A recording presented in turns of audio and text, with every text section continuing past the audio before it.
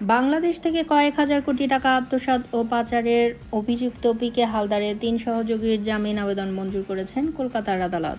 সহযোগীরা হলেন পিকে হালদারের ভাই প্রাণেশ হালদার, ইমন হালদার ওরফে ইমাম হোসেন এবং শর্মী হালদার ওরফে আমানা সুলতানা।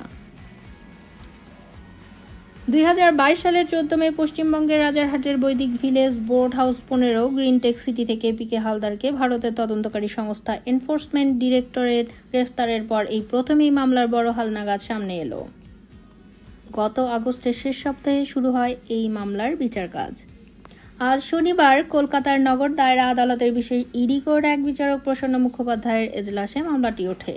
এ সময় বিচারক দুপক্ষের সওয়াল জবাব শুনে পিকে হালদার ওরফে প্রশান্ত কুমার হালদার, স্বপন মিস্ত্রি ওরফে স্বপন মৈত্র, উত্তম মিস্ত্রি ওরফে উত্তম মৈত্রের জামিন আবেদন খারিজ করেন। তবে পিকে হালদারের ভাই প্রাণেশ হালদার, ইমন হালদার ওরফে ইমাম হোসেন এবং শর্মী হালদার ওরফে আমানা সুলতানার জামিন মঞ্জুর করেন। এদিন ইডির আইনজীবী অরিজিৎ চক্রবর্তী সাংবাদিকদের জানান, অভিযুক্তদের মধ্যে 3 জনের জামিন আবেদন আদালত মঞ্জুর করেছেন। ভারতীয় ন্যায় সংহিতা 479 ধারা অনুযায়ী গ্রেফতারকৃতরা মোট সাজার 1/3 সময় ইতিমধ্যেই বিচারাধীন অবস্থায় সংশোধনাগারে অতিবাহিত করেছেন। এমন পরিপ্রেক্ষিতে আদালত তাদের জামিন আবেদন মঞ্জুর করেছেন। তবে জামিনের শর্ত হিসেবে 5 লাখ রুপির ব্যক্তিগত বন্ড জমা দেওয়ার কথা বলেছেন আদালত। একই সঙ্গে ভারতের বাইরে যাওয়ার ক্ষেত্রেও এই মামলার কোনো সাক্ষী অথবা প্রত্যক্ষদর্শীর সঙ্গে তাদের সাক্ষাতেও সম্পূর্ণ নিষেধাজ্ঞা আরোপ করেছেন।